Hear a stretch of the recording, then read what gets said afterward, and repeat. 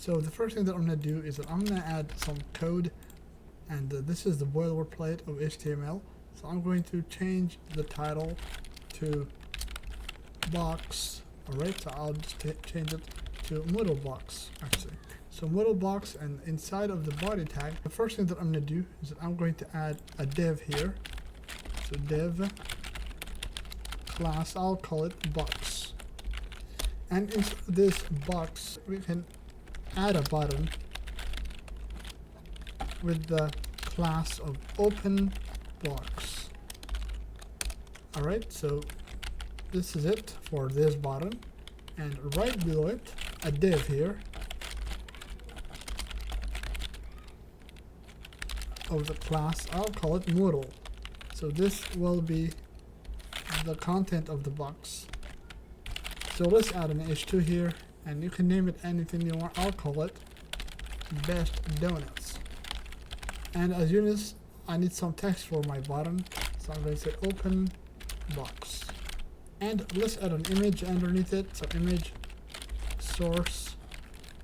So I have a donut, so donut1.jpg, and I'm going to change the width to 100, and I'm going to keep it like that for now. Then right below it, I'm going to add another button.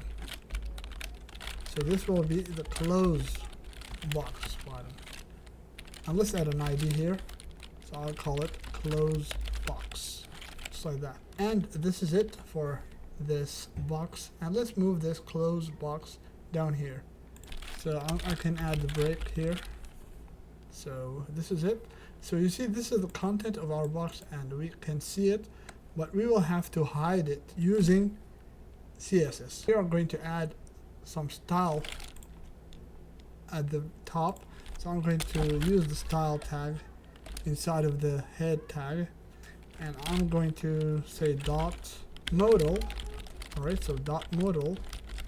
So the first thing that we need to do is that we are going to hide this div. So what I'm going to do is that I'm going to set the display to none. So as you notice, that content has gone. So it's still there, but you cannot see it because we have set the display to none.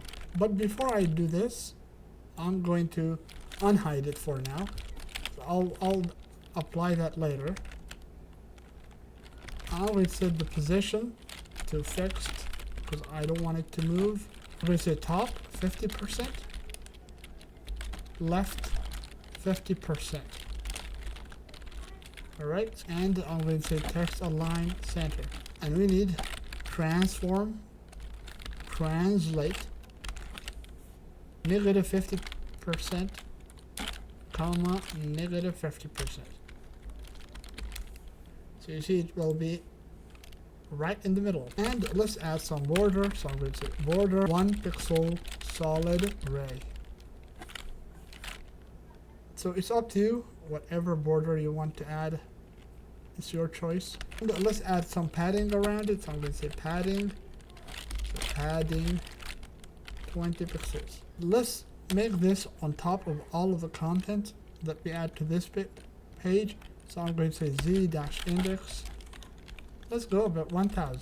Why not? Because it's the highest number, and it's always going to be on top of whatever content you add to this web page. And you can also add a box shadow, but I'm not going to add it just to save time.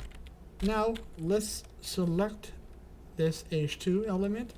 So I'm going to say dot modal space h2, and I'm going to set the margin top to 0.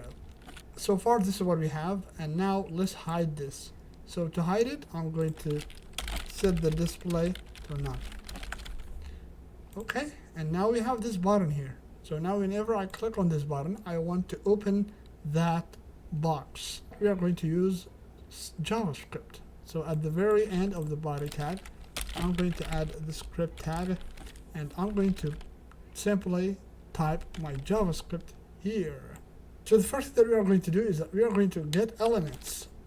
So let's get the open button first. I'm going to say constant open button equals to document dot get element. So get element by ID. So you see I have given it the class of openbox. So I'm going to change it to query selector.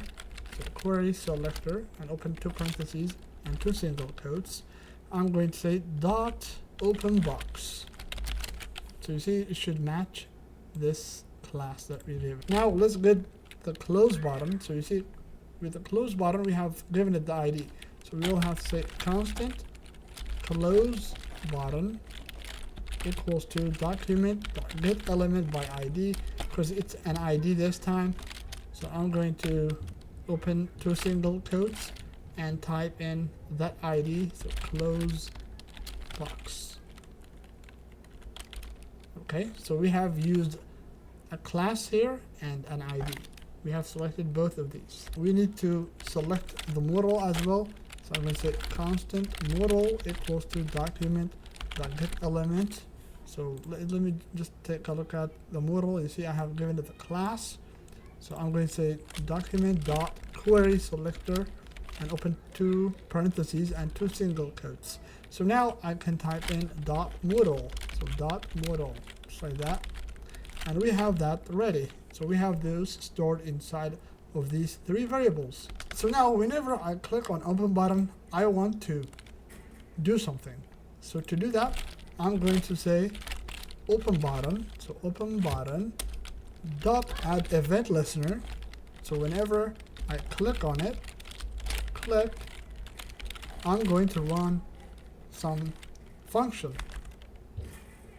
and I can use the arrow function here. So we will run some code here whenever I click on it. Alright, if you don't know how to use arrow function, please watch my video on that. That would help you a lot. So what we're going to do is that we are going to set the modal.style display. So we are going to change the display to block.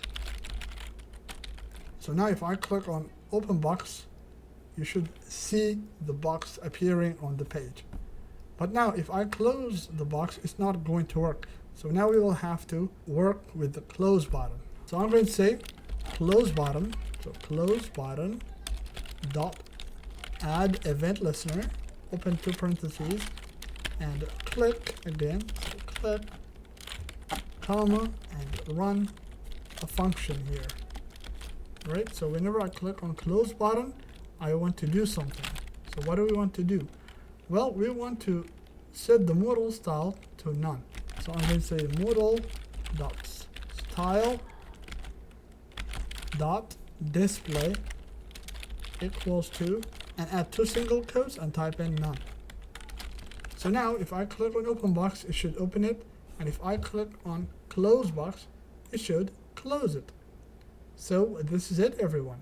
You see we have this button. Whenever I click on it, it's going to open the box, and if I click on close the box, it's going to close that box. So I hope that you liked this video, everyone.